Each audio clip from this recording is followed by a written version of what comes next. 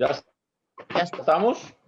ya estoy, ya estamos. Bueno, buenas tardes a todos. Nuevamente, bienvenidos a otro sábado más aquí reunidos para hablar un poco de instintos, de emociones, de animales, de cómo comunicarnos con ellos, de inteligencia, de todos estos temas que estamos abordando para entendernos un poco nosotros mismos y la comunicación con los animales, que va muy de la mano. Aquí Isabel, Ana y yo estamos encantados de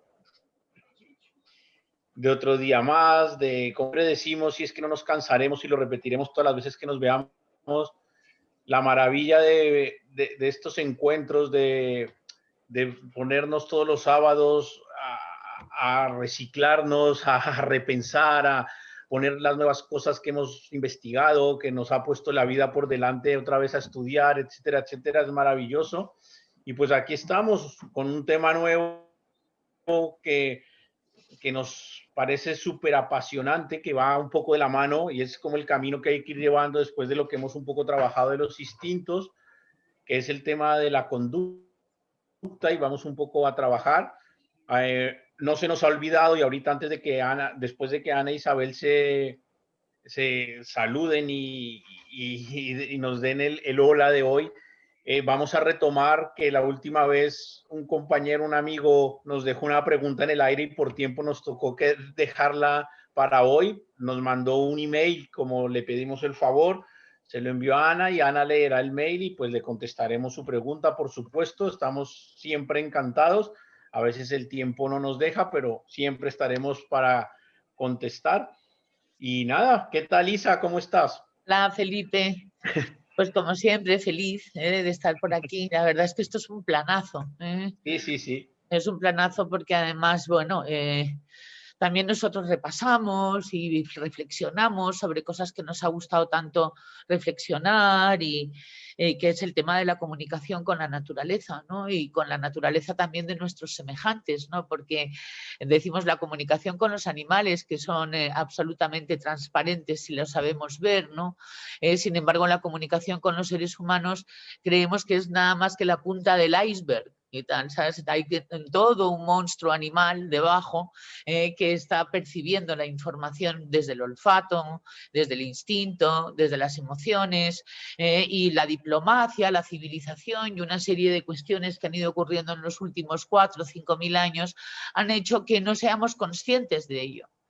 Pero sería muy interesante aprovechar esto de la comunicación con los animales para nosotros los seres humanos también aprender a comunicarnos con la parte animal de otro, ¿no? que es una manera de saber si uno se está comunicando o uno está simplemente haciendo una interacción de palabras, ¿no?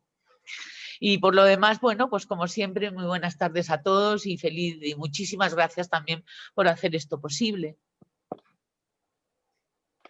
Pues encantados. ¿Qué tal, Ana? Buenas tardes. Hola, ¿qué tal? Pues nada, encantada de estar otro sábado aquí, más con el tema de la conducta, un tema que me apasiona, que trabajo todos los días, tanto con los niños con los que trabajo como con el tema de los perros. Y pues nada, aportaré mi granito de arena para a ver si os gusta y nos puede ayudar. Claro que sí, por supuesto. Todos los granitos de arena hacen la playa, así que estamos encantados. Antes de iniciar con el tema de la conducta, hay alguien que tiene el micrófono abierto. Creo que es Enrique. Ya lo he silenciado. Vale, gracias. Ya está, Enrique. Gracias. Ana, ¿nos puedes, por favor, leer lo que nos escribió nuestro amigo que quedó en el aire y así podemos contestar y no queda en el aire? Pues mira, sí. Raúl nos decía, soy voluntario en una protectora de animales donde llegan perros y gatos. Los perfiles de los perros suelen ser por lo general, de caza o pastoreo, muchas veces maltratados o abandonados. Con este tipo de animales y teniendo en cuenta que el acceso que tengo a ellos es limitado, ¿cómo tengo que plantearme la relación con ellos? Mi objetivo principal es que pierdan el miedo, sobre todo a los hombres. Traigo como ejemplo el de un pastor alemán de 2 años de edad que no deja acercarse a nadie ya que es tremendamente agresivo. Muchas gracias por todo, un abrazo. Bueno, el tema de hoy te va a venir muy bien, el de las conductas, porque veas que vas a poder sacar muchísima información de lo que vamos a hablar hoy. Así por encima, porque no voy a querer profundizar mucho, porque insisto que la charla te va a venir muy bien para lo que estás preguntando. Sí es importante saber cuando uno trabaja con animales y en rehabilitación de animales específicamente, que es un poco el tema que tú nos planteas, de animales que tengan X o Y problema, mayor o menor patología, hay todo tipo de casos. Hay cosas que son bastante fáciles de recuperar, que simplemente con al animal cambiarle un poco el chip de cómo lo manejaban y manejarlo de una nueva manera, el animal cambia. Simplemente el animal dice, oye, qué bien, ya no me maltratan, ya no me pegan, ya no son violentos conmigo, la persona es tranquila, y el animal inmediatamente por su instinto de supervivencia hace un y cambia. Eso sucede muchas veces y es, entre comillas, bastante sencillo, porque simplemente cambiando los patrones el animal cambia. Ahora, cuando hablamos ya de patologías, que son cuando ya en el cerebro del animal está incrustado el problema y siempre tiene una misma reacción a un estímulo y ya puede generar agresividad o diferente tema de cosas, ahí estamos hablando de temas más complejos. Y nosotros por lo menos siempre decimos que gente que no tenga experiencia con animales, tanto a nivel de conocimiento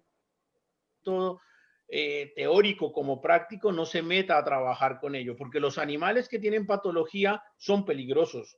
Y no nos digamos mentiras, no es un Hello Kitty, no es un mundo precioso y voy a ayudar a los animales. Los animales son peligrosos y atacan. Y un animal, cuando su instinto de supervivencia está activado, es vida o muerte y tira a matarte.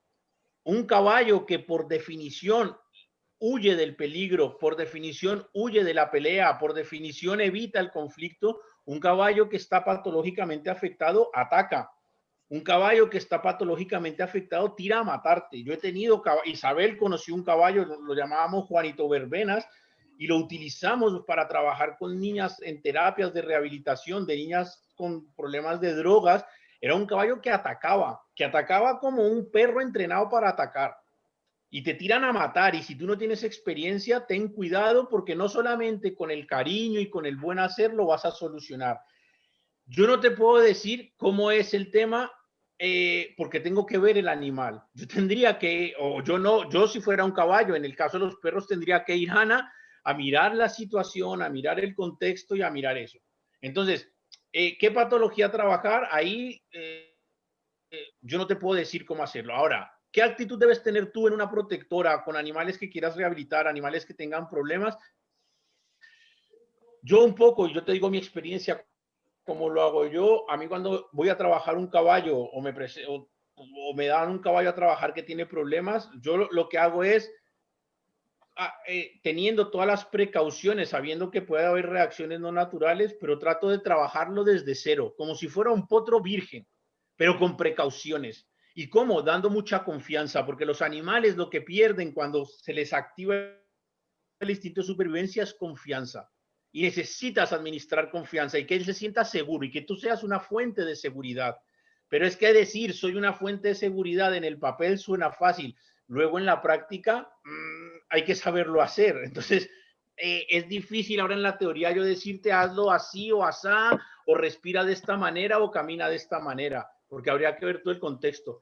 Solo te digo que no te la juegues y que ve muy despacito, y que si tú no te ves capacitado para acercarte al perro, no vayas al perro, porque solamente con el quehacer o el buen hacer puede que funcione como puede que no, pero no te arriesgues, porque es difícil.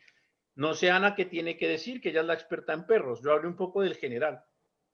No, yo creo que luego yo he preparado hoy una pequeña presentación precisamente para hablar de problemas de conducta, tanto en personas como en animales, poniendo ejemplos de perros, que yo creo que eso, Raúl, que a lo mejor te puede ayudar, pero vamos, yo estoy completamente de acuerdo con Felipe de que ante estos casos hay que conocer muy bien las causas y los desencadenantes de esa conducta y no tengas ninguna prisa, que muchas veces por querer correr y querer solucionar el problema cuanto antes, se cometen imprudencias y puede que en vez de avanzar 3 pasos podamos retroceder 5 o 6. Entonces, mi consejo ahora mismo, antes de dar esta presentación que tengo, es trabajar con aproximaciones, con tiempo, ir poquito a poco y no por querer correr mucho se va a solucionar antes. Es preferible marcarte los objetivos a corto plazo,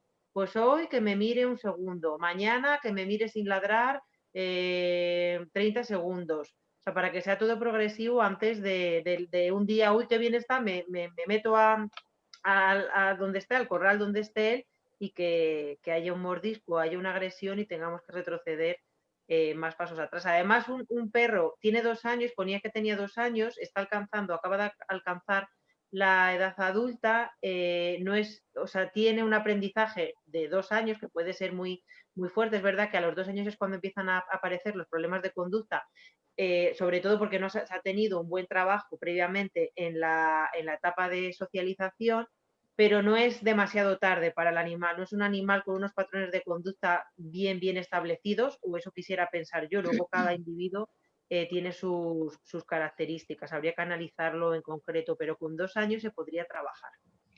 Muy bien, pues sí, Isa, dinos. Sí, no, bueno, yo quería aportar una cuestión, ¿no? Que en psicoterapia, cuando hablamos de intervención en crisis, es decir, intervenir en una persona que está bajo secuestro emocional, que es un poco lo que les pasa también a los perros y tal, que supongo que estén pues malitos con una psicopatología, con un trauma.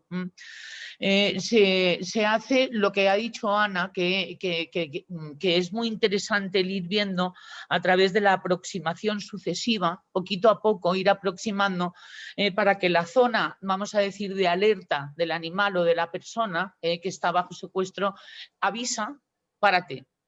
Y entonces estar consciente del momento en que te dice párate.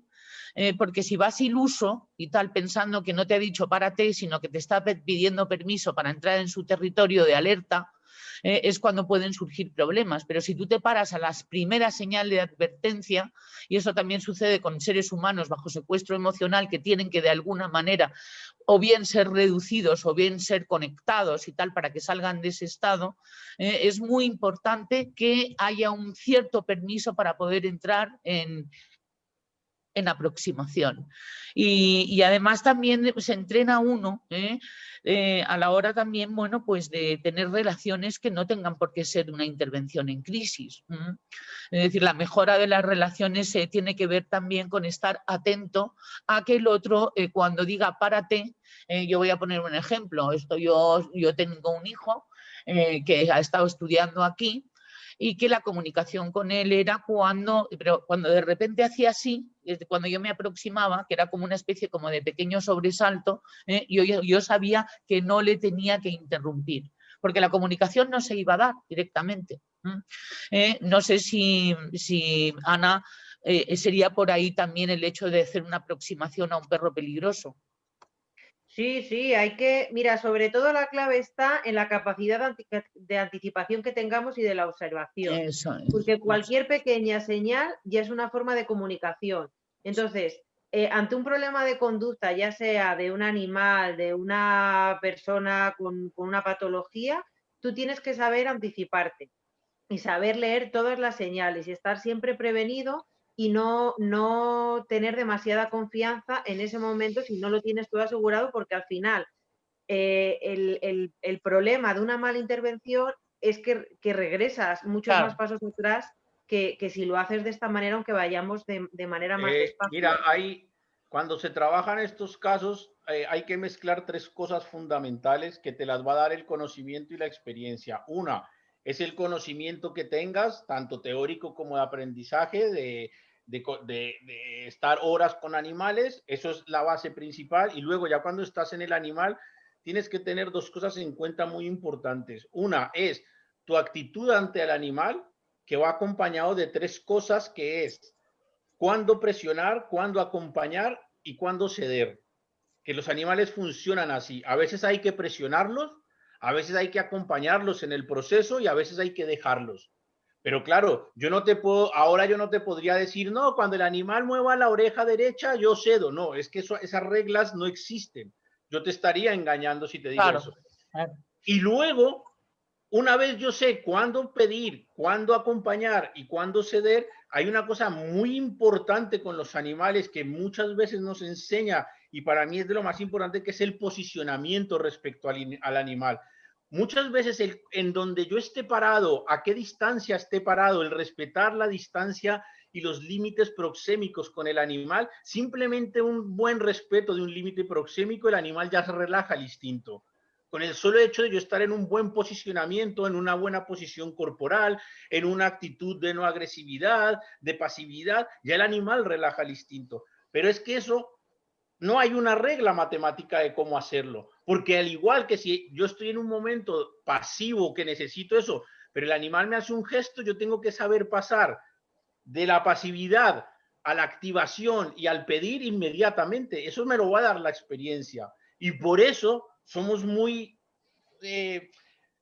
no me gusta decir radicales porque suena mal la palabra, pero sí hacemos mucho énfasis en que cuando se trabaje con animales con patologías, por favor, que sea gente con experiencia, porque puede ser peligroso, puede haber problemas, no es fácil.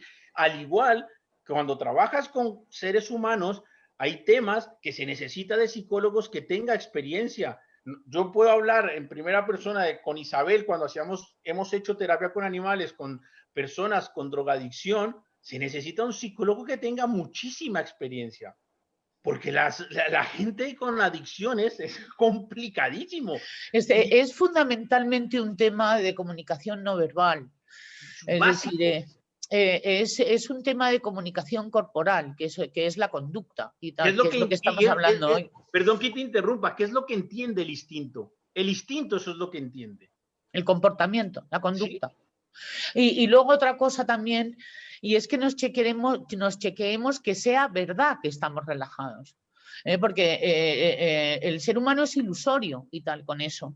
Entonces uno quiere de repente hacer un poco una proeza y tal, ¿sabes? Que es rehabilitar a un animal peligroso al tiempo récord o algo así, ¿no? Debes tú a saber qué tipo de ilusión nos puede hacer, que la ilusión es irte un poquito más allá del sentido de la realidad.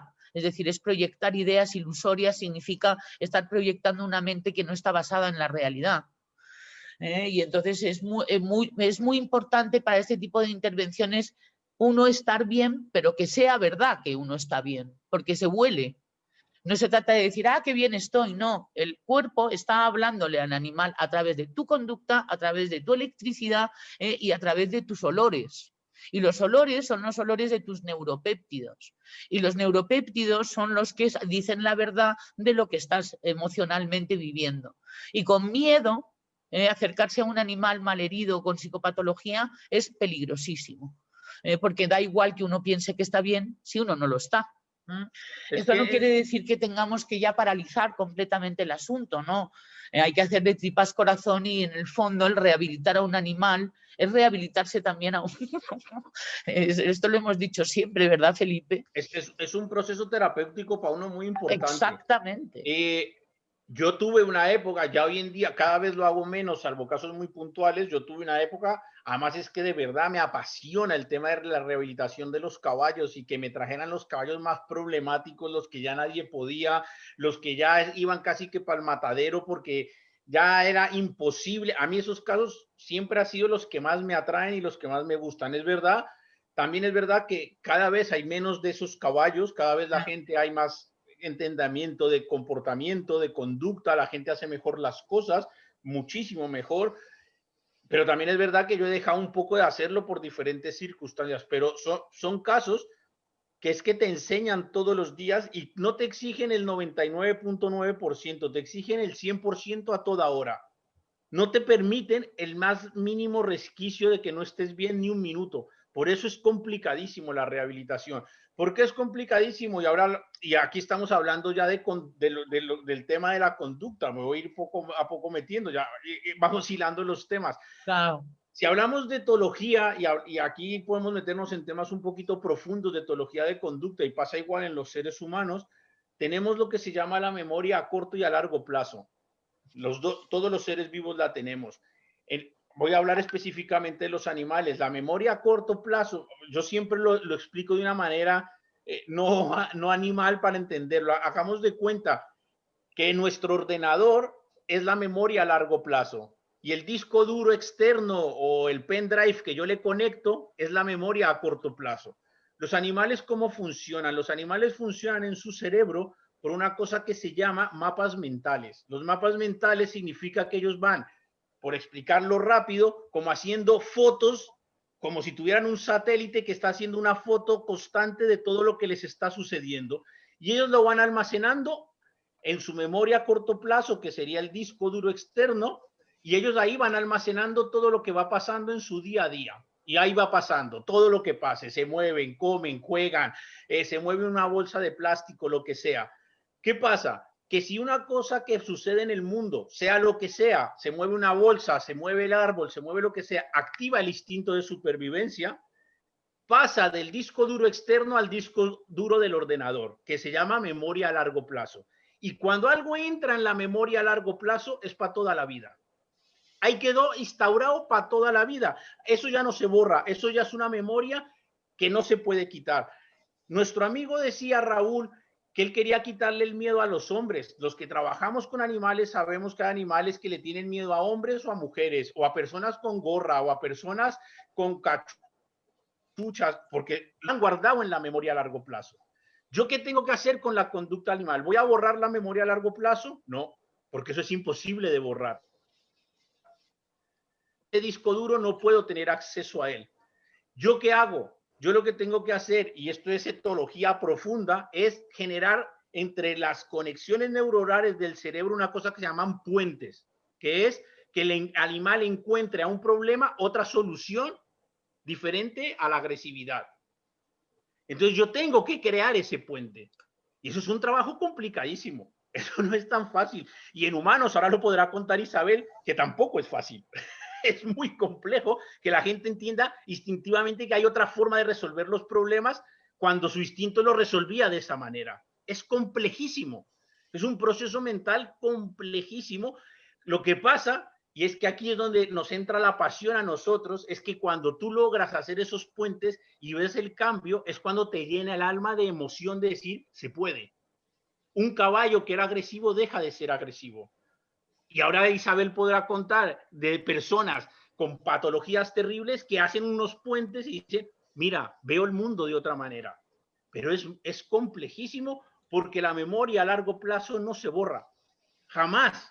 Y tenemos que tener en cuenta, y aquí retomo mi frase de por qué dejé yo mucho de trabajar con animales patológicos, y es porque el animal yo lo rehabilito, yo le cambio, yo le hago nuevos puentes cerebrales, yo le hago todo. Pero si yo se lo devuelvo al dueño y el dueño vuelve a hacer lo mismo de antes, el caballo vuelve y recae en el instante uno. Entonces mi trabajo no ha valido para nada. Porque el que tiene que cambiar es el dueño del caballo a trabajar desde los nuevos puentes de la conexión cerebral. Entonces ahí estoy peleando contra el universo entero. Yo he recuperado al caballo, le he generado nuevos puentes, pero si yo llevo al señor y el señor otra vez se pone el sombrero que al caballo le asustaba, el caballo se vuelve a asustar. Y en el ser humano pasa igual, ¿a que sí, Isa? Bueno, pues mucho más parecido de lo que pensamos. Eso por descontado, ¿no? Tú hablabas de cuando se ha rebasado el umbral de la calma y se activa el instinto de supervivencia. Ahí es donde efectivamente queda marcada una huella y generalmente suelen ser las huellas que han quedado marcadas en nuestro disco duro de momentos en que no hemos tenido recursos para afrontar situaciones problemáticas en donde se ha activado nuestro instinto de supervivencia. De ahí nuestros miedos más profundos que se activan en el momento en que, por asociación de ideas y por asociación de no solo ideas, sino olores, sensaciones, incluso cuestiones hasta más sutiles, En cualquier momento estas heridas, si no sean estas activaciones del sistema, es el SARA, es el sistema activador reticular ascendente y tal, que tiene que ver con todo nuestro sistema nervioso central, que es donde se percibe la justicia o la injusticia. Con lo cual, ante una situación que se rebase de lo que es natural para un sistema de alarma, con el cual uno no tiene recursos para afrontar, es un trauma. Es un trauma que luego se va a reproducir dependiendo de cuán agudo haya sido ese trauma a lo largo de toda nuestra vida si no se reconoce, si no se conoce y si no se gestiona. Eso también, por supuesto, le sucede a los animales, es decir, se activan las antiguas memorias a largo plazo, sobre todo se han activado el instinto de supervivencia con cualquier asociación. Y esto es algo que tenemos que, estar en un estado de observación, no en un estado de ilusión. También cuando incluso nos estamos relacionando con seres humanos, es decir, se activan una cantidad de conexiones brutales cuando conocemos a una persona o estamos hablando con una persona, incluso con personas que amamos y tal, ¿no? Sobre todo si tiene que ver con la posibilidad de que haya un conflicto, un debate, un intercambio en el que hay que negociar algo con puntos de vista dispares, etcétera. También se activa toda una maquinaria corporal y conductual del ser humano. Entonces es muy interesante también ver si la persona cómo tiene las pupilas, si se le ha puesto nerviosa la mandíbula, es decir, la mandíbula es algo que refleja mucho si hay un estado de ira ahí por detrás, si hay un estado de incomodidad. Es interesante en un momento dado abandonar una conversación cuando se perciben señales de tensión. Y por eso es muy interesante ir limpitos por lo menos de observador. Porque, bueno, se puede aplazar la conversación perfectamente para otro momento más oportuno. Y estarás de acuerdo conmigo, Felipe, que el sentido de la oportunidad y de la pertinencia, ser pertinente y oportuno, es una de las cosas que nos va a permitir hacer conexión con los animales y, por supuesto, y ya ni os cuento, con personas, aunque las personas en un momento dado pueden hacer actos diplomáticos civilizados, que es sonreír cuando en realidad les estás molestando, algo que el animal probablemente no hará. Con lo cual el asunto de poder ser oportuno también va a significar que uno es un poquito humilde y uno no tiene que pensar que porque yo esté presente se tienen que dar las circunstancias que a mí me apetecen que se den, sino que me voy a currar que se den las circunstancias más favorables para permitirme llegar al objetivo al que voy, lo cual ya es con menos yo, poco yo. Yo es que como ahora veo mucho, Felipe, lo del poco yo, Ana, y tal, ¿sabes? Con mis nietas, que me parece brutal, por cierto, quien lo haya hecho, y yo recomiendo daros un paseíto por los dibujos animados poco yo, porque dan buenas lecciones. Entonces, con poco yo, va a ser la manera real en que vamos a poder establecer lo que realmente, y como decía Felipe, lo sabe el alma, lo sabe algo muy dentro de uno cuando se ha establecido la conexión, ¿verdad? Es decir, es una sensación de contento. De la otra manera es una sensación de resignación. Es una sensación que no da paz, es una sensación de creerte algo que realmente no se ha dado, que es la comunicación. Entonces, bien, bueno, pues entonces conductualmente es como vamos a dar signos de pertinencia y oportunidad, que es el momento del acercamiento para nuestro objetivo de la conexión. Si no es un momento oportuno y pertinente, tener la suficiente humildad como para postergarlo, para encontrar otro momento más oportuno y pertinente. Y para eso y tal hay que pensar que los derechos de uno terminan donde empiezan los derechos a los demás. Y los derechos de los demás a lo mejor es no quererte atender en el momento en que tú llegas para ser atendido. Y con este comportamiento de aproximación yo creo que vamos llegando a donde queremos llegar. Exactamente, y es que una de las cosas es que la naturaleza, retomando el tema de ser oportunos y respetar los tiempos y las cosas, en la naturaleza eso funciona perfectamente porque allí no hay ni el quedar bien, ni los raciocinios de el qué dirán, ni el bien queda, ni el nada. En la naturaleza es, si tú invades mi espacio, yo te lo hago saber inmediatamente. Tú a un caballo, los caballos entre ellos, un caballo le invade el espacio a otro, el caballo se voltea y le tira una patada. Claro que Y le sí. dice, quítate que me estás invadiendo en este momento. Yo, por ejemplo, una cosa que hago mucho cuando viene gente a trabajar conmigo con los caballos, ya sea en terapia o gente que quiere aprender a montar o gente que quiera tener un momento bien con los caballos o pasar un ratito con caballos, es que la gente interactúe naturalmente con los caballos. Normalmente pasa que la gente se tira con la emocionalidad al 300%, a querer besar, a querer abrazar, a querer todo. Y si tú analizas la naturaleza no es así. La naturaleza, cada uno está en su sitio, cada uno se respeta el sitio del otro. Hay momentos para juego, hay momentos para comer, hay momentos para interactuar, hay momentos para estar solos y cada quien respeta ese momento. Y El ser humano, podrá haber un momento para el afecto, ¿por qué por no? supuesto, el momento juego, el momento acicalamiento, Claro. los caballos se llama acicalamiento, que entre ellos se acicalan, entre ellos se rascan. Claro que existe, pero son rutinas dentro de un día, pero no están todo el día acicalándose. Y cuando dos caballos se encuentran, dos caballos que no se conocen se encuentran, no se cogen a besos y abrazos y acicalamientos, al contrario, se miran de lejos, se miden, se ponen los límites, se pone uno más grande que el otro a ver quién es quién, se huelen, se bufan, se tiran manotazos y luego de un rato de estarse ahí diciendo quién es quién, de pronto dicen, bueno, tú no me das problemas, yo no te doy problemas, vamos amigo, vamos a comer. Pero nunca se tiran a darse besos y abrazos. Y el ser humano tendemos a tirarnos a dar besos y abrazos y ahí no estamos siendo oportunos. Y ahí estamos fastidiando el instinto del animal y por lo tanto la conducta del animal, porque el animal va a dejar de actuar de forma natural, que es un poco lo que tenemos que hacer con un animal desde el tema de la conducta, y es que sean lo más naturales posibles.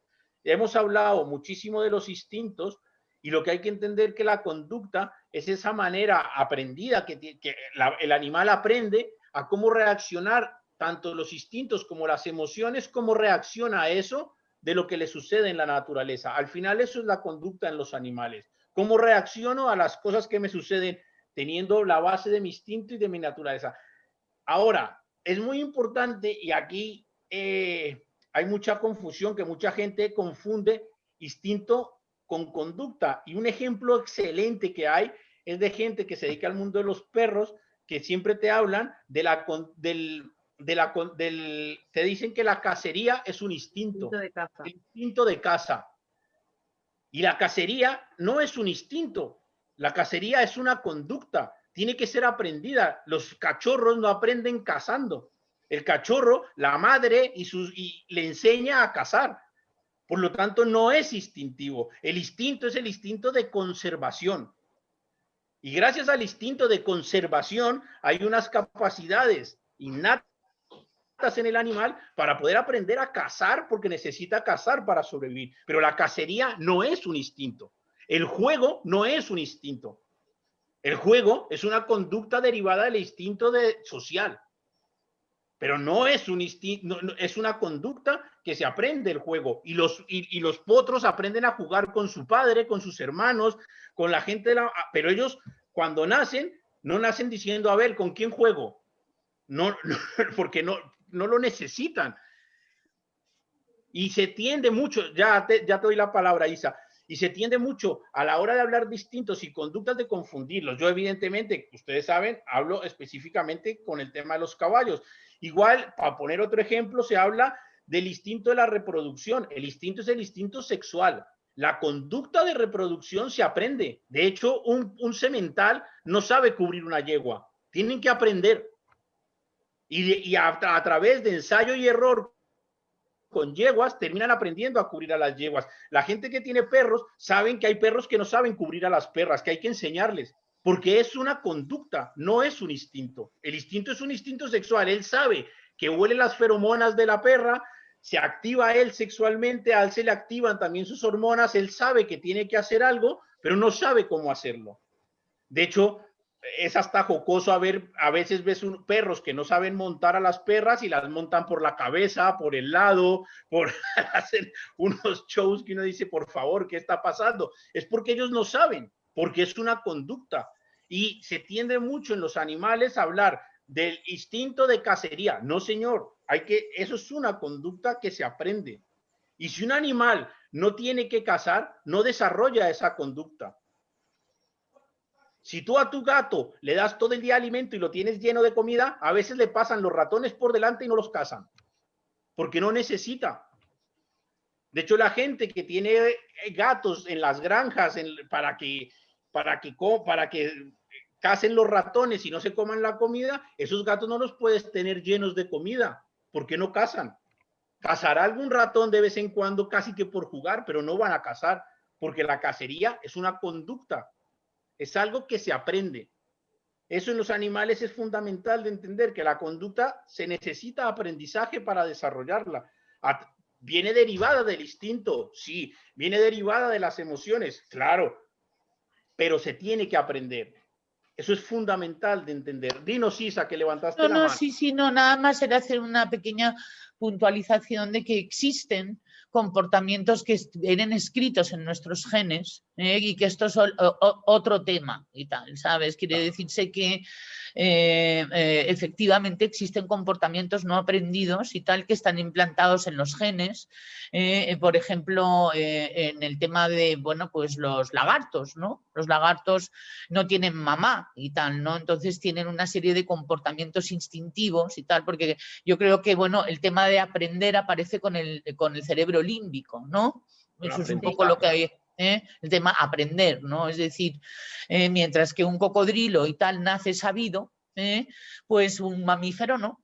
Un mamífero es lo que dice Felipe, y aún así nosotros, los seres humanos, incluso tenemos algunos comportamientos heredados que no son de voluntad. Y que no tienen por qué ser ni malos ni buenos, algunos serán desagradables. Yo me acuerdo que yo hacía así con el pie, y eso por lo visto lo hacía mi bisabuelo. Es decir, que como que de repente en tus genes puede haber comportamientos y tal que están aprendidos. Luego también una nieta mía hace con la cara lo mismo que hacía mi padre al que no conoció, a su bisabuelo, y hace como un gesto, ¿no? Y entonces eso es muy curioso, porque efectivamente sí que hay comportamientos o posicionamientos corporales o conductas y tal que son inconscientes y no aprendidas, pero que efectivamente no confundamos el instinto con el comportamiento, porque el comportamiento en mamíferos es aprendido de la madre y también del padre y de la manada en general. Es decir, no, si tú crías un potro con un cerdo, es decir, pues esto, ni cerdo ni caballo en un momento dado, ¿no? Porque tampoco... Perdón, llegaría a ser más cerdo que caballo. Por el bagaje genético comportamental del que estoy hablando, no aprendido y tal, sabes que es instintivo, no terminaría nunca de ser cerdo, pero sería más cerdo porque la madre le enseñaría a ser cerdo, no a ser caballo, efectivamente. Y, por ejemplo, con los perros es muy interesante, porque el perro es un ser vivo creado por el ser humano. Nosotros hemos creado las razas de perros, hemos evidentemente hecho manipulación genética y cruces genéticos para lograr las razas de perros que hay, y evidentemente hay perros de cacería, pero no es que, y por eso muchas veces en el mundo del perro se confunde que te dicen el instinto de caza. No, es una conducta. Las razas de cacería nacen, como bien estás diciendo tú, con una carga genética que tienen una predisposición para cazar. En el momento que tú los pones a cazar, se les facilita, lo llevan en la sangre, pues se les facilita. Ahora, si tú a ese perro no le enseñas a cazar, no le enseñas a esperar, no le enseñas a eso, no lo aprende. Va a ser como un loco persiguiendo un ratón. Pero no, porque él, su instinto, algo le dice que tiene que perseguir lo que se mueve, pero no sabe ni el cómo ni el cuándo, que es lo fundamental en la naturaleza, que es cuando se da el momento oportuno de hacer las cosas. La naturaleza es fundamental saber el cómo y el cuándo hacerlo, que es el timing de las cosas. Sin timing, en la naturaleza no sobrevives, porque si en la naturaleza no llegas en el momento justo, no funcionas, ya sea para cazar o para no ser cazado, porque si tú eres una presa y no sabes reaccionar en el momento justo, te comen. Pero si tú eres un depredador y no atacas en el momento justo, no comes. Todo tiene que ser en el timing perfecto, que es lo que estaba hablando Isabel de la oportunidad, que es saber el cómo y el cuándo. Entonces, los perros, mucha gente te dice el instinto de cacería, porque yo tengo un braco que es cazador y desde que nació, sí, él tiene una predisposición a ello y tiene una facilidad para cazar. Pues si no se lo enseña, no lo hace. No lo hace. Correrá y alguna vez matará un conejo, claro que sí, yo no te digo que no, pero que no lo va a hacer como ni con el tiempo ni con nada. Y un animal loco corriendo detrás de un conejo en la naturaleza no sobreviviría, porque va a pasar una cosa que le hemos hablado varias veces, que es que no sabría conservar la energía necesaria para el momento oportuno, que es básico para la supervivencia. Si yo no guardo mi energía para el momento oportuno, no sobrevivo. Y entonces si un perro corre porque tiene su carga genética de ser cazador, corre detrás de todo lo que se mueve como loco, no tendría la energía guardada. Entonces, eso es fundamental. Por eso lo importante es entender qué es instinto, qué es conducta. La conducta la podemos manejar, el instinto no lo podemos manejar nosotros. El instinto es el que es y los animales lo tienen. La conducta la podemos moldear, sí. El ser humano puede moldear la conducta de los animales y existen muchísimas técnicas, igual que se puede moldear, y ahora Isabel contará, del ser humano. En los animales yo puedo moldear las conductas, lo que quiero que haga, lo que quiero que no haga, le pongo límites, le digo aquí sí, aquí no, duermes aquí, duermes allá, comes a tal hora, y puedo moldear las conductas. Pero, y aquí a nuestro amigo Raúl le va a servir mucho, no puedo moldear una conducta si no sé el instinto de dónde proviene, porque tengo que saber cómo moldear la conducta, sabiendo si el problema es de un instinto sexual, por decir algo, de impulsividad, sé que tendré que trabajar la impulsividad. Tengo que saber de dónde parte el problema y por eso hay que tener experiencia. Por eso no es simplemente ponerse con el animal. Retomo el tema de las niñas con drogas que nosotros trabajamos con Isabel de drogadicción. Y que después se puso muy de moda en el mundo de la terapia con caballos. Todo el mundo quería trabajar con drogadicción y caballos. Y Isabel y yo les decíamos, cuidado donde te estás metiendo, cuidado donde te estás metiendo, que el tema de las drogas es muy complejo, es muy difícil. Y era difícil tanto en consulta con Isabel como conmigo en el campo. ¿Por qué? Porque es que el instinto de esa gente está absolutamente descontrolado, no tienes por dónde agarrarlos. Es un secuestro instintivo absoluto. Exactamente. En el que no se procesa ni la empatía, ni se procesa la información racional, ni nada por el estilo. Y eso, y hay que estar preparado para ello, y aparte también hacer un poco de artes marciales en un momento dado, o sea, aprender a hacer un cuerpo a cuerpo. Y una cosa que aprendí con eso de las niñas, el tema de las drogas, es que su conducta, podríamos hacer el juego de palabras, es una conducta instintiva, son como un dinosaurio inteligente, porque tienen una inteligencia y una capacidad mental y racional impresionante, pero actúan como dinosaurios salvajes, o sea, van a por ti, van a no sé qué. Sí es verdad que la naturaleza y los caballos los centran muchísimo. Eso es la sociopatía vital, que está derivada precisamente y que se deriva también de las drogas, ¿no? El hecho de ser reptiliano y neocortical sin cerebro límbico, es decir, no hay empatía y ni hay ninguna de las cualidades que pueden impedirle a uno en un momento dado violar grandes valores, ¿no? Eso es lo que nosotros llamamos la sociopatía. Y entonces, efectivamente, estamos hablando de palabras mayores, porque estamos efectivamente, como tú dices, con un cerebro reptiliano inteligente neocorticalmente hablando. Es decir, que ahí hay que hacer uso de una asertividad para la que hay que estar preparado. Hay que estar preparado para tener una asertividad, una firmeza y a la vez ser justo, porque estas personas te hacen unos pulsos brutales y tal, ¿sabes? Para ver si eres confiable, y generalmente van a decidir que no lo eres. Es decir, porque entre otras cosas no les interesa tampoco que seas confiable. Cualquier atisbo de esperanza, y esto era algo que a Felipe y a mí nos llamaba muchísimo la atención, la rechazaban, ¿no? Porque si en algún momento ellas querían doblar o querían, vamos a decir, renunciar a una actitud, luego les llegaba otra que era que en algún momento nosotros nos iríamos de sus vidas y que por lo tanto, ¿para qué? ¿Te acuerdas? Por supuesto que me Eso era acuerdo. brutal. Y ante eso y tal también hay que estar preparado, porque no se puede estar interfiriendo procesos evolutivos. Es decir, a nosotros para lo que nos habían llamado y hasta donde pudimos hacer y tal dentro de efectivamente no crear tampoco otro mundo ilusorio en ellas que fuera más allá de que encontraran una profesión para ganarse la vida. Eso es muy fuerte, ¿no? Si te parece, voy a dar nada más que un par de tips sobre el tema de modificación de conducta en el ser Claro, humano, hombre, por supuesto. porque Ana tiene preparada una cosa muy interesante sobre modificación de conducta y perros. Pero sí, efectivamente, yo cuando estudié psicología fundamentalmente se trataba de modificación de conducta, es decir, de modificación de comportamiento, ¿no? Eran épocas en que la gran mayoría de las corrientes eran conductistas y además la psiquiatría era también muy conductista y muy cruel en un momento dado, y la psicología, que ya es el tipo de psicoterapia que nos enseñaban, era una psicoterapia basada en el refuerzo y el castigo. Entonces, cuando nosotros los seres humanos queremos modificar una conducta, tenemos que tener en cuenta de que no solamente tenemos que convencer al cuerpo, y ahí sí que entra el tema de los refuerzos y los castigos. El castigo es el castigo negativo, el que funciona generalmente, que es la ausencia de refuerzo. Es decir, hacer una absoluta ignorancia del comportamiento que uno quiere eliminar, o bien de otra persona, bien de uno mismo.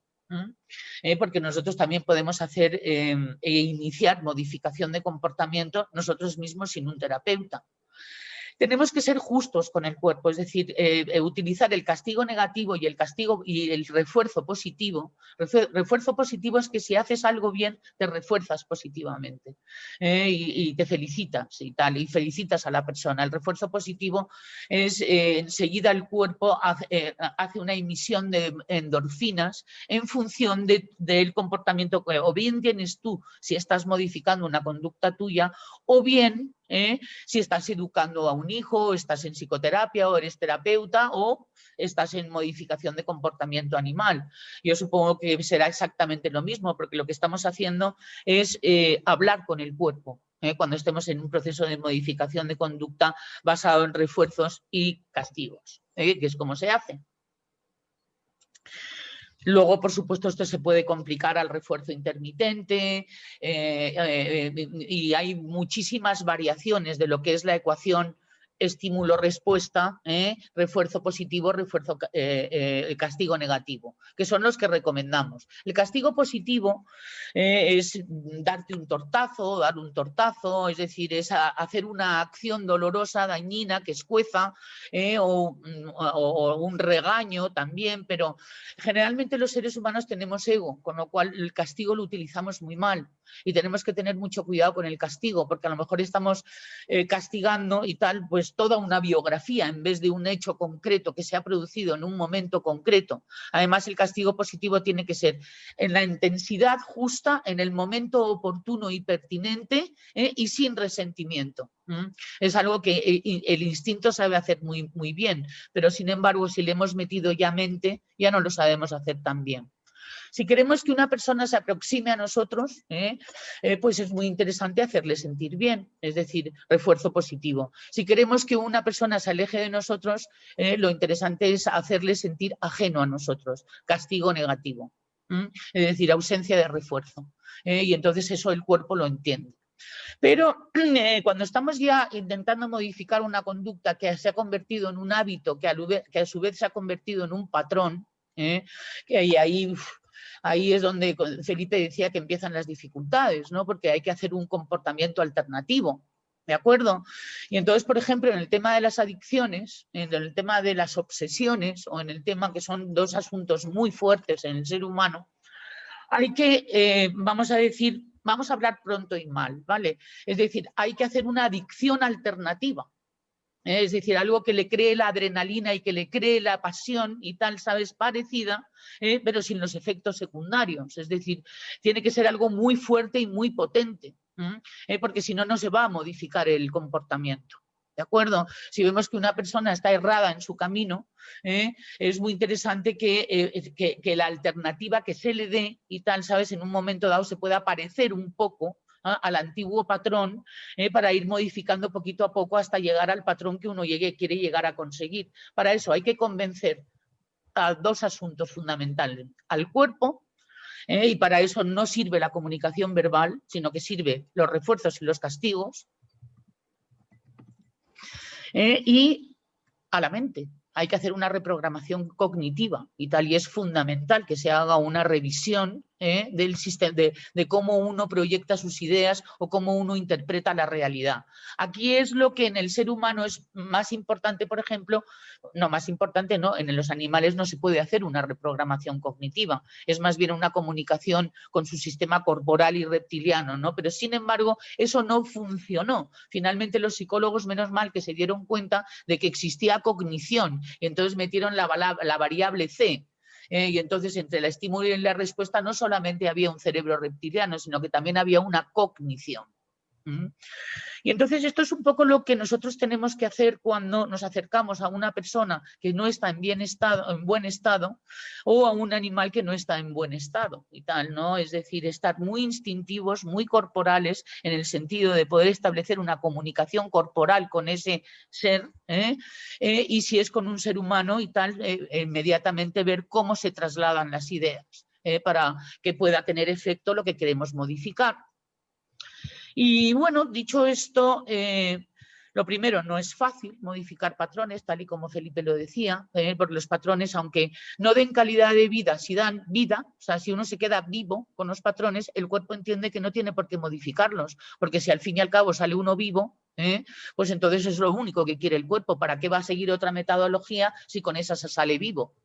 Pero es que nosotros no solamente queremos salir vivos, es decir, de las cosas, sino lo queremos a lo mejor también salir en situaciones de bienestar, estar a gusto, y algo más que salir vivo, ¿no? Porque es verdad que de la cocaína, del alcohol y de las adicciones fuertes se sale vivo, con lo cual el cuerpo dice, dame más y de esta salgo vivo. Y además, sobre todo, si se ha convertido en un hábito, y ya ni te cuento un patrón, que es una adicción, porque los patrones son adicciones comportamentales, que no tienen por qué ser eliminadas todas. Hay algunos patrones que van muy bien y que incluso nos hacen no perder tanto tiempo en darnos cuenta de las cosas o ser conscientes de comportamientos que simplemente son hábitos. Y si me voy a hacer una tortilla a la francesa, a lo mejor estoy pensando en mi serie y lo hago automáticamente, y eso es un comportamiento aprendido que no tiene por qué modificarse, pero sin embargo hay otros comportamientos aprendidos que sí que sería interesante de modificar. Y entonces con los animales y con los seres humanos tiene que haber un contacto con, quiere decir, una modificación de patrones, una modificación de hábitos, y para eso se tiene que poner uno en contacto con el cuerpo, y esa base de castigos y de refuerzos, pero además tiene que haber también una reprogramación cognitiva y convencer a la mente, que convenza al instinto, es decir, al comportamiento, de probar otra metodología. Ahí estaremos en el camino de a lo mejor conseguir eliminar un comportamiento. Pero insisto, hay que ser un especialista. Y hay muchas cosas, bueno, pues que sería interesante además tener una cierta experiencia. Por supuesto que siempre dirás sí, pero para tener experiencia hay que empezar, sí. Pues empezando y tal, ¿sabes? Pero para aprender y con una actitud humilde y apoquinando con los errores que se cometen, porque en todo proceso de psicoterapia o en todo proceso de entrenamiento se cometen de vez en cuando algunos errores, ¿verdad, Felipe? Por supuestísimo. O sea, y eso lo que hace es enseñarnos a nosotros los terapeutas o a nosotros los autoterapeutas a hacerlo mejor. Es que un mecanismo de aprendizaje es el ensayo y error. O sea, dentro de las teorías de aprendizaje también está el ensayo y error, y también se trabaja de esa manera, por supuestísimo. Entonces es importante el refuerzo positivo. Somos muy orgullosos, somos muy soberbios a veces, muy estrictos con las personas a las que amamos, y entonces es importante. El refuerzo positivo tiene unos efectos impresionantes en las personas. El decir te quiero, el decir qué bien estás, el decir qué gusto estoy contigo, el decir gracias por venir a verme o por estar conmigo, qué interesante lo que has dicho sobre lo que sea, es decir, una frase que le haga sentir al otro y tal, ¿sabes?, en un determinado patrón y comportamiento que quieres reforzar. Ese cuerpo se ha sentido también que va a volver a repetir ese comportamiento por una cuestión que se llama la inteligencia básica. La inteligencia básica que posee todo organismo es acercarse a donde está agradable y alejarse de donde está desagradable. Y esa inteligencia básica no es pensada, es corporal. Cuanto más aprendamos a ponernos en contacto con el cuerpo de la persona que tenemos interés en interaccionar o conectar con ellos, más que con la mente en un momento dado, cuando la mente, por supuesto, es importantísima y tal, y además tiene que ir acompañada, pero también con el cuerpo. Y funciona a base de hacer agradable tu compañía y su compañía al unísono y reforzarlo. En el momento en que es desagradable, castigo negativo. No se hace refuerzo. Si en un momento dado hay un abuso y tal, por supuesto, castigo positivo, fuera de aquí. Claro, por supuesto. Y saber hacerlo y tal, porque, insisto, es muy importante que a partir de un momento dado seamos justos. Y los derechos de uno terminan donde empiezan los derechos de los demás. Y viceversa. Y tenemos que aprender a defender nuestros derechos, pero también a respetar los derechos de los demás. Y eso es muy importante para la comunicación. Y esto es totalmente llevable al ser humano y a los animales, ¿no? Y es un poco por ahí por donde queríamos ir hoy. Tener en cuenta el comportamiento. Si, por ejemplo, queréis adelgazar, si, por ejemplo, queréis hacer más ejercicio, si, por ejemplo, queréis hacer un poquito más de vida social, tiene que ser acercamientos progresivos. No os sometáis al cuerpo a una inundación, porque la huelga y tal está, vamos, o sea, garantizada y a lo mejor durante un par de años y tal, ¿sabes? Por haber forzado la máquina, que se llama, que son los regímenes crueles, el ponerse de repente 5 días cuando no has hecho ejercicio en 3 años a ir al gimnasio a matarte, o empiezas a conectar con todo el mundo y de repente te das cuenta de que te has quedado sin contenido. No, se puede ir poquito a poco haciendo más vida social, poquito a poco acercándose hacia una alimentación que no engorde y hacia hacia un comportamiento y una comprensión diferente de la alimentación o del... Esto para hablar sobre modificación de conducta de asuntos tales como hacer más ejercicio, adelgazar, cuidarse o aquellos objetivos que ponemos todos los 31 de diciembre en un papelito y el siguiente 31 de diciembre no lo has hecho. Que son los propósitos de principios de año y tal, ¿no? Entonces, ahí podríamos hacer un buen ejercicio de programación conductual, pero que sea verdad. Porque así de paso nos creemos a nosotros mismos, porque vamos perdiendo credibilidad de nosotros mismos hacia nosotros mismos a medida de que nos vayamos comprometiendo a introducir comportamientos diferentes y no hacerlo. Es decir, de propósito no vive el cuerpo, sino de entrenamiento. Y el entrenamiento siempre tiene que ser de una manera no inundada, sino de una manera en la que tenemos en cuenta cómo están los ritmos y qué nos está diciendo el cuerpo sobre estos comportamientos que le estamos obligando a hacer. Y es muy interesante meterse en conductismo de vez en cuando y hablar con el cuerpo para modificar conductas, chicos. Yo creo que todos tenemos 2 o 3 que sería muy interesante modificar. Y entonces por ahí es por donde vamos a empezar a sentirnos muchísimo mejor con nosotros mismos y además también mejorar un poquito nuestras relaciones. Y bueno, dicho esto y tal, es un poco la continuación de trasladar al ser humano lo que Felipe ha hablado, porque si además nos queremos dedicar a rehabilitar animales o rehabilitar comportamientos de animales, vamos a rehabilitar primero los nuestros, que podrían interferir, ¿no? Y aquí no aplica lo de en casa del herrero cuchillo de palo. Aquí si uno se mete en este proceso, se mete en este proceso del todo. En el fondo es una psicoterapia y tal, por eso le llamamos psicoterapia asistida con animales y naturaleza. Magnífico, Isa, y redondea muy bien la parte que yo hablaba más de la etología. Y antes de darle el paso a Ana, que nos va a poner una presentación, y además viene muy bien porque ella trabaja, como lo hemos dicho en otras ocasiones, en un colegio de educación especial, en donde los temas de conducta son bastante complejos, ahí se ven temas que la conducta ahí sí que hay que tenerla muy bien. Simplemente voy a puntualizar 4 puntos, que es como yo trabajo con los animales y que espero que les sirvan, que no significa que esto es la Biblia ni nada. Yo normalmente en etología, todo lo que habló Isabel de castigos, refuerzos y demás, por si lo quieren investigar o cuando estén investigando desde la parte de etología, eso se llama la teoría del aprendizaje. Cuando yo estudio en etología y pongo teoría del aprendizaje, sale todo este tema de los refuerzos, los castigos, etcétera, etcétera. Es básico. Muchísima gente, y hay muchas teorías hoy en día del entrenamiento de animales que no quieren saber nada del conductismo. Craso error. Craso error. O sea, eso es un fallo de base. Se necesita el conductismo. Lo que pasa es que al conductismo hay que meterle humanismo. Es lo que hay que hacer. Pero el conductismo se necesita, sí o sí, porque el cerebro, el instinto no entiende de otra cosa. Es así. Entonces, no odiemos el conductismo, no digamos que es que eso era de antes y que es que metían a la gente en cuartos oscuros. Y claro que con el conductismo se han hecho salvajadas, pero el conductismo se necesita. Y con humanismo es la mezcla perfecta para poder hacer lo que estamos hablando de la conducta. ¿Yo qué hago con un animal? Lo primero que yo tengo que hacer con un animal es crear lo que yo llamo hacer manada. Yo lo primero que tengo que hacer es que el animal confíe en mí y yo confíe en el animal.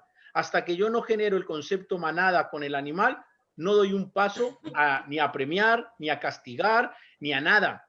No me interesa nada de eso, porque si el animal no confía en mí y yo no confío en el animal, que es muy importante que yo confíe en el animal y que yo sepa un poco el animal cómo va a reaccionar, no meto la teoría de aprendizaje, no meto premios y castigos. Lo que yo hago es primero hacer manada. ¿Cómo? Eso me lo va a marcar el animal, el momento y el contexto. No te lo puedo decir, oye, pues camina despacio y respira de tal manera. No existe. Luego, lo que yo hago es que yo evidentemente me marco unos objetivos y lo que hago es muy sencillo. Lo que yo quiero o hacia donde yo quiero ir, facilito ese camino. Y si la conducta es la que yo estoy necesitando que el animal me dé en el entrenamiento, facilito ese camino. Y lo que no quiero y las conductas que no quiero, se las hago, entre comillas, y ahorita voy a explicar yo cómo lo hago, complicado al animal. Que él entienda que por el camino B, que es el camino enredado, no vamos a ir. Que vamos a ir por el camino A, que es el camino fácil. Y los animales normalmente entienden muy rápido el camino fácil, porque en la naturaleza es así. Entonces yo les tengo que poner el A y el B. Él va por el B, yo le complico la vida. Va por el A, le facilito la vida. Eso es lo que estábamos diciendo. Claro. Ahí cada uno desarrollará su técnica de cómo complico la vida y cómo facilito la vida. Yo cómo lo hago con los caballos, utilizando el instinto de supervivencia, lo hago muy sencillo. La facilidad de la vida es, estás a mi lado relajado, que es lo que un caballo necesita, sentirse acompañado y relajado. ¿Cómo le complico la vida? Lo hago sentir vulnerable, que es alejarlo de mí. No estás conmigo. Tu seguridad se aleja de ti. Entonces él va a tener la necesidad de ir a la seguridad. Lo que pasa es que aquí entra el ego del ser humano y nos creemos superiores. Yo soy la seguridad. No. Porque el caballo se voltea, te da una patada y te mata. Entonces el ego déjalo en el coche. No te sirve para nada el ego. Aquí necesitas saber en que tú al animal le vas a decir, estando juntos, estamos relajados, yo estoy relajado, tú estás relajado. Te complicas la vida, te hago sentir vulnerable. Y aquí viene la parte que a mí más me gusta de esto, y es que el mejor premio y el mejor castigo para un animal soy yo. No es una salchicha, no es una zanahoria, soy yo, Felipe Lleras integral, con un trabajo personal, con una retroalimentación. El día que estoy mal no voy a trabajar caballos. El día que amanezco, como se dice en Colombia, con el mico al hombro y que quiero matar a alguien, ese día no voy a los caballos. Porque los caballos no se merecen eso de mí. Yo voy a los caballos cuando estoy al 100%. Y si no, ese día no trabajo, me voy a un bosque, corro, me doy 2 cabezazos con un árbol, me relajo y vuelvo con los caballos. Porque el caballo no tiene la culpa de mis problemas. Yo soy el mejor premio y el mejor castigo del animal. Esa es la clave de esto. Y aplico 3 palabras básicas que seguramente en la siguiente charla las vamos a profundizar. Y aquí entra Ana, que es aprender a ser justos, firmes y coherentes.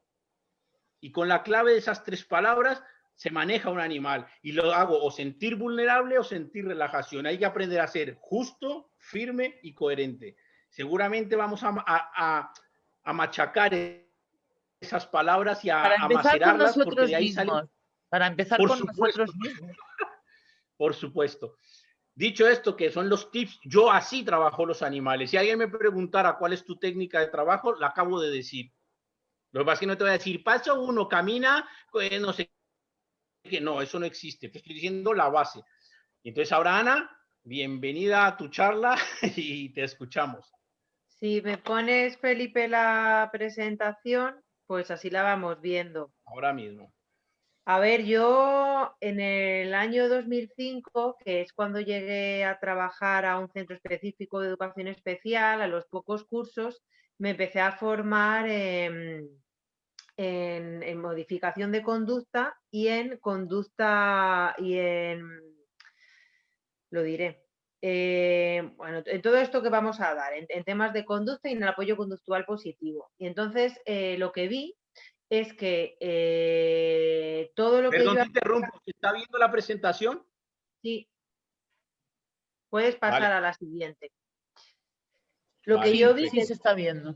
eso es, que todo lo que aprendí y lo que aplicaba con los alumnos del centro, pues los cuales todos con discapacidad tienen conductas muy originales, porque me gusta decir que son muy originales porque son muy diferentes y son complicadas. Yo trabajo con temas de conducta muy complicados en los que me he tenido que formar en defensa también, en cómo lo que decís, Isabel, ¿no? Estar un poco el cuerpo a cuerpo, preparados para no sujetar, de qué manera responder hacia esos ataques.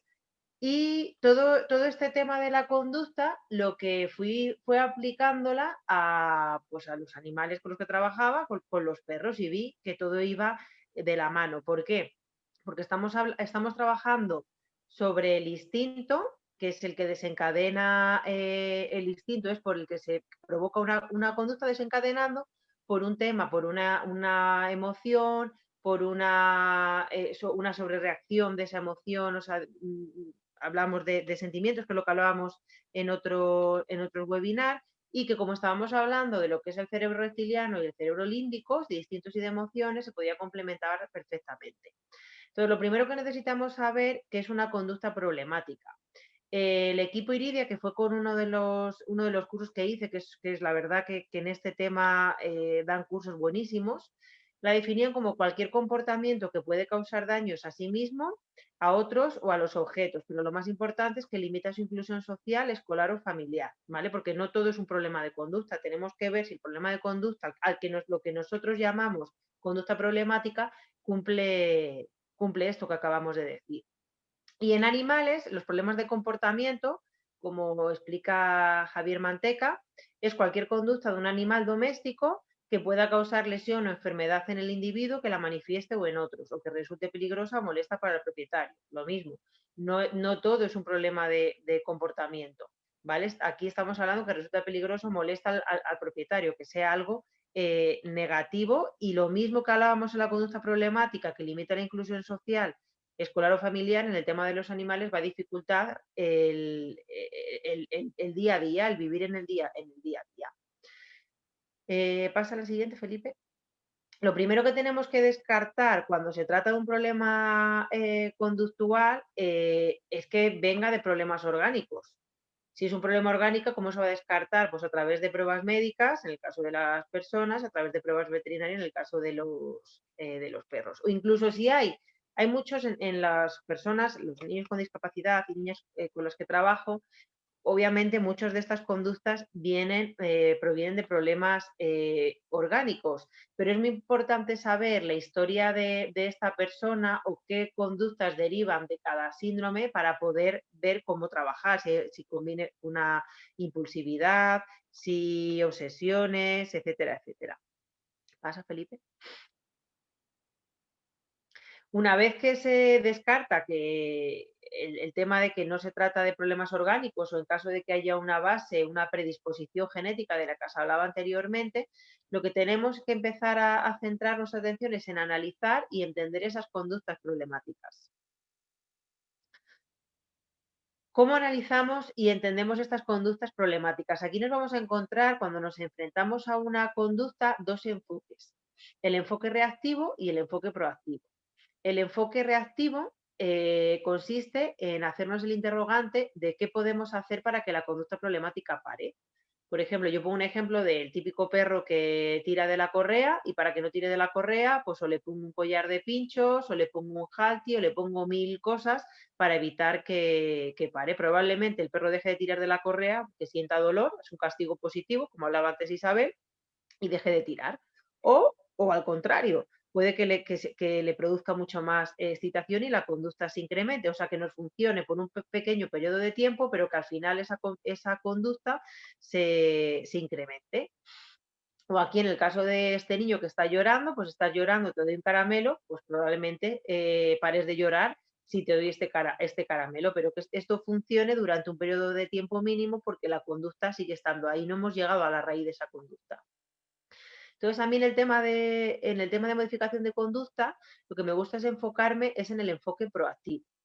¿Qué puedo modificar en el entorno para evitar que la conducta problemática aparezca? En este caso, por ejemplo, en el caso del perro que tira, lo mejor lo que yo puedo modificar es que en vez de salir una vez a la semana de paseo con el perro, pues establezca una rutina de paseos, 3 al día, la ansiedad de este perro disminuye y seguramente esa tensión que manifiesta cada vez que va a salir a su paseo disminuya y se vaya calmando. Son ejemplos, ¿vale? Y en el otro caso, pues a lo mejor en vez del caramelo para que pare de llorar, se trata de escuchar, de tiempo en familia, o sea, modificar una serie de rutinas en el entorno para que esta conducta no aparezca. En un proceso de modificación de conducta vamos a tener que utilizar ambos enfoques, el proactivo y el reactivo. Con el enfoque proactivo, lo que yo pretendo es prevenir que esa conducta problemática surja mientras voy enseñando una serie de estrategias al ser vivo, a la persona o al animal, para que pueda desenvolverse en esas situaciones. Sin embargo, en este proceso la conducta va a seguir existiendo porque una modificación de conducta no se hace en un día. Con lo cual, tengo que aprender a utilizar el enfoque reactivo. Es decir, una vez que aparece esa conducta, la conducta desajustada de lloro, pataleta, etcétera, etcétera, una vez que se ha pasado, qué estrategias puedo utilizar para que esa conducta disminuya. O sea, que no es que ni un enfoque esté mejor que otro, ni uno no se pueda, o sea, que uno se tenga que utilizar siempre y el otro no. Hay que utilizar ambos. En ese proceso de modificación, nosotros vamos a incidir mucho en el enfoque proactivo, que nos va a llevar más tiempo hasta que se establezcan ese tipo de estrategias y vamos a tener que trabajar también el enfoque reactivo cuando esa conducta ha aparecido, ¿vale? Saber qué vamos a hacer. En el caso de Raúl, pues yo voy a trabajar en las siguientes diapositivas de las que vamos a hablar, en ese enfoque proactivo para ver cómo puedo ir modificando poco a poco ese entorno, pero también tengo que tener preparado el plan del enfoque reactivo. Si el perro me gruñe, si el perro viene hacia mí, si el perro se pone nervioso, ¿qué es lo que tengo que hacer yo para que esa conducta disminuya? ¿Vale? Son muy importantes ambos enfoques. Pasa, Felipe.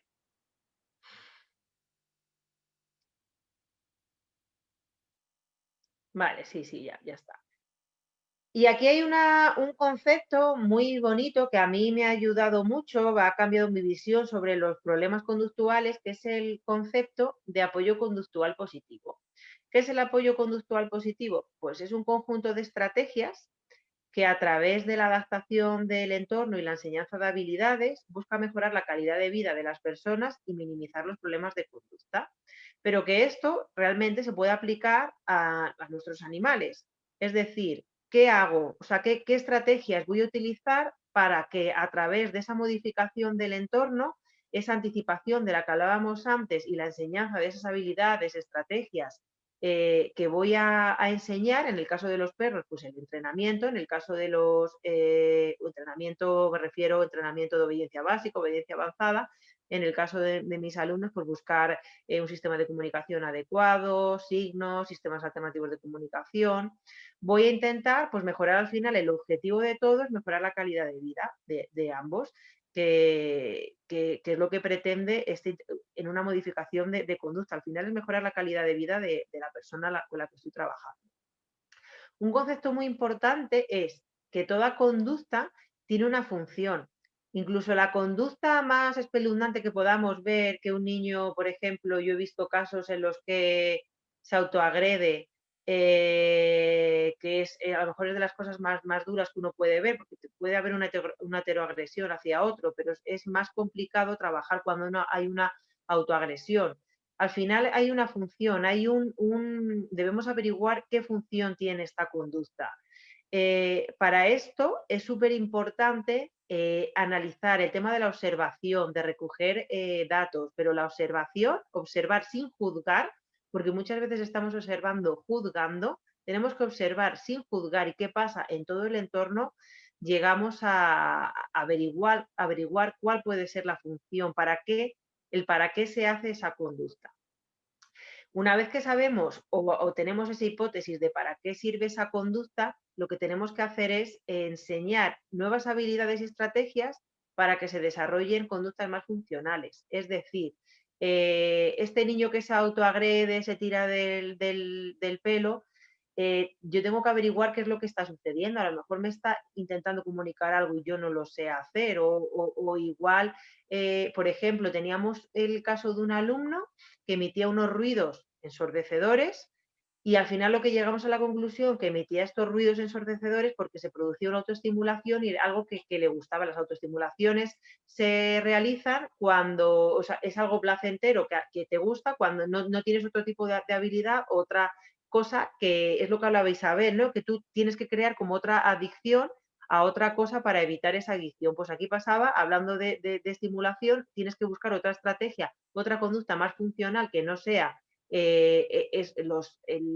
realizar estos sonidos para que el niño aprenda a hacer otra conducta que cumpla la misma función, ¿vale? Ahora voy a poner ejemplos también en animales para que veamos cómo se puede hacer esto, ¿vale? Importante la modificación del entorno para que favorezca esta adaptación. Pasa, Felipe. Mira, en el enfoque proactivo, ¿en qué consiste esto? Tenemos que analizar, tenemos que ver y valorar y evaluar los antecedentes, qué sucede, porque estos van a ser los desencadenantes de esa conducta y los consecuentes, o sea, ¿qué hacemos después de esa conducta? O sea, ¿qué pasa antes y qué pasa después? Tenemos que analizar las causas del problema para poder enseñar estas nuevas habilidades y estrategias. Y esto va a tener un efecto a largo plazo. No es como el caso del enfoque reactivo de que hablábamos antes, del niño llora, te doy un caramelo, te callas, pero se va a volver a repetir o incrementar ese comportamiento porque al final lo que estoy haciendo es un refuerzo positivo, estoy premiando esa conducta dando un caramelo, pensando que ese lloro se va a acabar cuando se va a incrementar. O si, por ejemplo, el tema del perro que hablábamos, que sale con mucha energía a la hora del paseo y yo le pongo pues un collar de pinchos para evitar que tire, seguramente al principio cuando lo note diga, uy, vale, pero enseguida incluso llegue a la zona del cuello se le llega a desensibilizar. Entonces es muy importante hacer una serie de registros y estos registros cuando hay que ser profesional, en mi caso pues de la educación especial o del adiestramiento canino y modificación de conducta o saber en el caso de la psicología, pero son registros que podemos plantearnos todos desde casa y nos van a ayudar a evaluar y a valorar mucho la conducta de nuestros animales, incluso la mía propia muchas veces o de nuestros hijos o personas con las que estemos trabajando. Entonces, en estas gráficas, yo lo que tengo que registrar es para ver luego para ese análisis el día y la hora que sucede esa conducta. Esto es un ejemplo que he hecho rápido y dos cosas que quiero decir. Normalmente los registros los hacemos mínimo 15 días, ¿vale? Para poder analizar antecedentes y consecuentes. Y en el caso de ser personas o ser animales con muchísimos problemas de conducta, que los registros son interminables y que tienes que estar registrando, o sea, pasas más tiempo registrando que observando, que nos centremos primero, prioricemos las conductas a observar. Si, por ejemplo, tengo un perro que muerde, que ladra constantemente y que da círculos sobre sí mismo, que jadea, que bebe agua constantemente, o sea, que tiene numerosas conductas, yo lo que aconsejo es priorizar. ¿En qué me voy a enfocar primero? O sea, a lo mejor me voy a enfocar cuando muerde. Y voy a analizar solo las conductas en el caso de que el perro intente morder a la persona con la que está. ¿Vale? Y cuando solucionemos o hagamos un plan de intervención sobre eso, iré a otras conductas. ¿Vale? Hay que priorizar objetivos. Entonces, en el caso de este niño que me he inventado, tendríamos que evaluar qué ha sucedido antes que aparezca la conducta, y yo he puesto pues, que estábamos paseando por la calle. ¿Cuál es la conducta problemática? Pues que este niño que se llama David me tira del pelo. ¿Qué hipótesis tengo yo? A veces es muy difícil observar la hipótesis sobre la función del comportamiento, es decir, por qué y para qué lo hace. Si no lo sabemos, no lo anotamos, y si creemos que sabemos por qué lo hace, pues lo podemos anotar. Yo en este caso creo que es una llamada de atención. ¿Qué hemos hecho después? Pues como nos ha tirado el pelo, nos sale nuestro instinto también, y lo que hacemos es regañar. ¿Qué pasa después? Pues que David se pone a llorar. ¿Y qué podemos observar? Que a las 6 suele ser la hora que suele tomar la merienda, ¿vale? Yo registro esto de la manera más objetiva.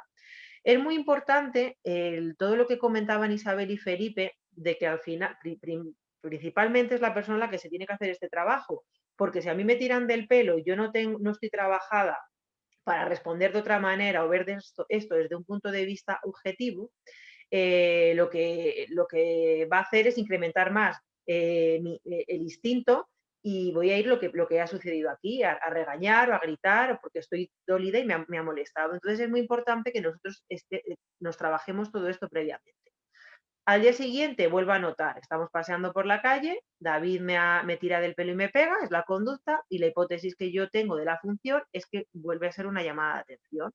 ¿Qué hemos hecho? Pues en este caso le doy la merienda. ¿Qué pasa? Que David se pone a merendar y las observaciones a la hora de la merienda. ¿Vale? Si yo aquí observo, obviamente me tira del pelo, le doy la merienda, estoy dándome cuenta que he reforzado esa conducta. Entonces, yo analizo esa conducta y digo, vamos a ver, si esto después de un análisis, porque insisto que esto es solo un ejemplo de tres días, y que esto debe hacerse mínimo 15 días, pero me está dando una idea, lo que voy a hacer al día siguiente es que me voy a anticipar. Al día siguiente o a los 2 días. En este caso, aquí pasan 4 días, vamos paseando por la calle, David se empieza a inquietar. ¿Qué significa? Mira, si os dais cuenta, aquí he puesto que es un cuarto de hora de lo que suelo registrar. Si los registros se han hecho a las 6 y a las 6:15, aquí he registrado a las 6 menos cuarto, con lo cual yo estoy notando que se empieza a inquietar. Mi hipótesis es que tiene hambre, y lo que le pregunto es, ¿quieres la merienda? Entonces, ¿qué hace el niño? Señala la bolsa de la merienda y se la doy. ¿Qué observaciones? Que se está estableciendo una petición. Obviamente esto, insisto, es un ejemplo, y hasta llegar ahí debe pasar más tiempo de análisis, pero a través de este análisis que yo estoy viendo sobre papel me estoy dando cuenta que lo que sucede es que el niño tiene hambre, no tiene dificultades de comunicación, porque antes de hacer este cuadro yo he hecho un análisis de las características de este niño, y lo que necesito trabajar con él es una petición. Puedo intuir, ¿vale? Porque el análisis se haría a posteriori. En el caso, pasa la diapositiva, Felipe. En el caso de perros, que también trabajo mucho así, pues otro ejemplo que he puesto muy rápido, ¿no? Tengo la historia del perro, más o menos, la raza, la mezcla de razas, si es mestizo, la edad, si está esterilizado, cuánto tiempo lleva con el dueño. O sea, hago un análisis de la historia de ese animal. Aquí, ¿qué puedo ver? Que a las 4, que es a la hora que yo llego a casa, porque el espacio, el lugar, aquí vamos a tener la fecha, la hora, el espacio, antecedentes, conducta, hipótesis de la función, qué hacemos y las consecuencias. Pues los antecedentes es que llego a casa, el perro me salta encima, la hipótesis que yo tengo es que está contento y me quiere saludar, ¿y qué hago? Pues le acaricio porque está contento. ¿Qué consecuencias hay aquí? Pues que el perro se altera más todavía, con lo cual la conducta se incrementa. Al día siguiente pasa lo mismo, llego a casa, el perro me salta encima, y ¿yo qué hago? Pues le voy a ignorar, castigo negativo, que es lo que hablaba Isabel, voy a retirarle la atención, que es lo que quiero, y observo que el perro se va calmando. A varios días que me di cuenta que si yo le ignoro y se calma, pues voy a ver qué sucede. Si al llegar a casa a las 4 el perro se acerca rápidamente, la hipótesis que yo, o sea, me anticipo un poco otra vez, la hipótesis de la función de que se acerque rápidamente es que quiere saludar, y lo que hago es que le pido calmadamente que se siente, el perro se siente y la acaricio. Esto, que igual es un ejemplo rapidísimo de un caso de modificación de conducta que no se consigue así como así, a lo que voy es que esto me ayuda a interpretar que si el perro viene nervioso me salta y la acaricio, se altera más. Si el perro viene nervioso y le ignoro, parece que se va calmando, y me dio media vuelta y parece que se va calmando. Y si yo mientras entreno, que era lo que decía Isabel, que no se vive de propósito, sino de entrenamiento, paralelamente le he entrenado a sentarse, yo llego y le pido calmadamente que se siente, y el perro se sienta y obtiene que la acaricie, ya le he dado otra función al problema de conducta. Él salta porque quiere que le saludemos, porque está nervioso, porque quiere saludar. ¿Qué he hecho? Convertir esa conducta haciendo que el perro se siente para obtener lo que él quiere, que es que le salude, pero de otra manera más adecuada. ¿Sí? Es un poco cómo debemos cambiar la funcionalidad de esa conducta, de las hipótesis que yo tengo, cómo le doy una funcionalidad más adecuada y qué es más fácil. Que el perro cuando lleguen las visitas aprenda a sentarse para que la acaricien o que termine saltando encima de todo el mundo. ¿No? Hay que buscar la funcionalidad de esa conducta. Entonces, si pasas, Felipe, a la siguiente. Importante, el mejor momento para tratar los problemas de conducta es cuando estos nos están produciendo. ¿Qué significa? Que si yo quiero intervenir en ese problema de conducta justo cuando salta la conducta, voy a obtener unos resultados pésimos. ¿Por qué? Porque desde el enfoque proactivo lo que necesito es trabajar todos los días previamente estas estrategias para precisamente cuando la conducta se desencadena, poder ofrecer esas estrategias al animal o a la persona para que pueda controlar o gestionar esa conducta. En el caso, se ha visto en el ejemplo de este perrito que viene corriendo a saludarme, que yo le enseñaba a sentarse y le he dado unas estrategias. En el caso anterior de David, del niño, lo que he estado trabajando es un sistema alternativo aumentativo de comunicación para que realice peticiones. ¿Pasa, Felipe? Perdón. Perdonado. La siguiente. Una vez que tengo estos registros, lo que tengo que hacer es un análisis funcional de estos registros. Yo tengo que ver qué antecedentes, qué desencadenantes de la conducta coinciden, que son los antecedentes, tengo que analizar en qué momentos aparece el problema de conducta, si hay una relación que es a la misma hora, en el mismo contexto, si yo hago algo siempre igual, en qué lugares aparece, con qué personas, cómo actúa el propietario en caso de los perros. Tengo que hacer un análisis de todos los antecedentes y identificar los consecuentes, es decir, qué sucede después del problema, qué hacemos, qué hace la persona, cómo actúa el propietario y buscar relaciones y si ha habido modificaciones en esa conducta. Y en aquellos momentos donde he visto que los antecedentes, ¿cuáles han sido los antecedentes? En los que puedo modificar el ambiente, en los que yo sobre todo me puedo anticipar a esa conducta, tengo que ver qué consecuentes son los que me han ayudado a que esa conducta dure menos, disminuya o incluso no llegue a desencadenarse. Tengo que definir el objetivo a trabajar. Por ejemplo, en el caso de este perrito que viene corriendo a saltar, mi objetivo es que no salte a la gente. O sea, él tiene que obtener el saludo, pero mi objetivo es que venga a saludarnos a la calle sin saltar. Entonces, lo que tengo que hacer es planificar la intervención. ¿Qué antecedentes tengo que modificar? ¿Qué conductas alternativas que cumplan esta función se le puede enseñar? ¿Y qué consecuentes puedo utilizar? ¿Qué tipo de refuerzo positivo, el entrenamiento? Que es un poco lo que hemos estado viendo. ¿Pasa? Y nada, esto es todo. Muchas gracias a todos. Ha sido una explicación rápida que espero pues, que os haya ayudado un poquito. Y nos quedan unos minutos que si alguien tiene alguna pregunta. Muchas gracias, Ana. Y sí, no sé si en el chat había alguna pregunta, tú que lo ibas siguiendo. Bueno, ahorita en la...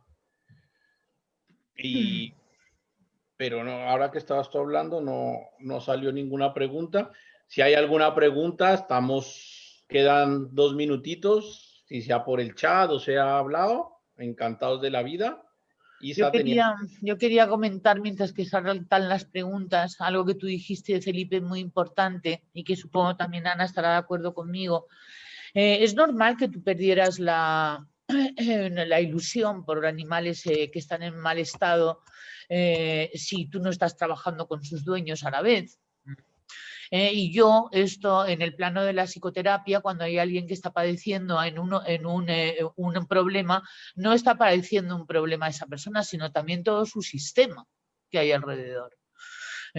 Y entonces si yo no puedo rehabilitar a una persona que está en mal estado si no hay una rehabilitación generalizada del sistema que le acoge, porque el sistema que le acoge de alguna manera es un organismo que está funcionando en función de una serie de patrones. Y entonces, sin darse cuenta inconscientemente, en el momento en que la persona vuelva a aparecer por ahí, el propio sistema vuelve a enfermarle. que no es que sean malos, ni no es juzgable, pero sí que está a tener en cuenta, sobre todo cuando estamos hablando de psicopatología. Si viene una persona que tiene problemas con su matrimonio, es necesario que se llame al cónyuge también, porque siempre hay dos puntos de vista. Pues lo mismo, Felipe, si se dejan rehabilitar, porque claro, las personas esto a veces no están disponibles para adoptar unos patrones que uno les pide y tal que adopten, y que tienen que ver con corregir los suyos, porque ellos, yo estoy bien, si quien está mal es ese. Y entonces esto, yo comprendo que te has tenido que encontrar muchas veces con esa soberbia de que no querer cambiar y querer que ese pensamiento mágico que uno proyecta de que todo se andará si tú lo cámbiamelo. ¿Cómo que cámbiamelo? Tenemos que cambiar todos. Claro. Y si no, nadie cambia, pero esa persona tampoco. Es la complejidad del tratar de trabajar estos temas, pero bueno, mira. Sistémica, sí, tenemos una pregunta. De hecho, dice Raúl, y con esto terminamos, que pregunta que hasta qué punto es importante la modificación del contexto. Entonces habla de las protectoras que ladran los perros, todo. Es fundamental la modificación del contexto, del entorno, las formas de trabajar. Acuérdate lo que les dije de los puentes entre las neuronas cerebrales. Entonces eso se tiene que hacer. Ahora, evidentemente se tiene que trabajar con cerebro científico y no cerebro mágico, no pensamiento mágico. Tú no puedes llegar como un elefante en una cacharrería a cambiar una protectora y decir, ahora hay que cambiar todo, porque te van a mandar literalmente al carajo. Es muy difícil cambiar un sistema, muy difícil. Poquito a poquito. Y si te dan la oportunidad de trabajar con un perro, te lo llevas a un sitio alejado donde no se oyan y te tendrás que ser el hombre más creativo del mundo para crear un mini mundo para que ese perro trabaje en ese momento, porque no te lo van a poner fácil ni a ti, ni a mí, ni a nadie. Pero el contexto es fundamental. Y muchas veces la solución está en ese manejo del contexto. Y la motivación para ti es tú aprender, no que el perro aprenda. Y entonces vas con la motivación y tal, ¿sabes? De la observación, el espíritu científico que se llama, ¿no? Es decir, voy a aprender, no voy a enseñar. Claro, y con lo que tienes, con los recursos que tienes, lo que se llama el enriquecimiento ambiental. Con lo que tienes, hazlo lo mejor que puedas con los recursos que tengas. Haz lo mejor que puedas. Nos hemos pasado 2 minutos. Isa, un placer como siempre. Felipe, aquí estaremos sempiternamente hasta que nos llamen a filas. Picando este tema tan maravilloso de conductas y de animales y de etología. Ana, igual muchísimas gracias aquí juntos todos, a todos los participantes. Y nos vemos entre hoy y mañana, el nuevo tema lo propondremos y aquí nos vemos y ha sido un placer y nos vemos. Muchas gracias a todos. Adiós. Adiós. Chao.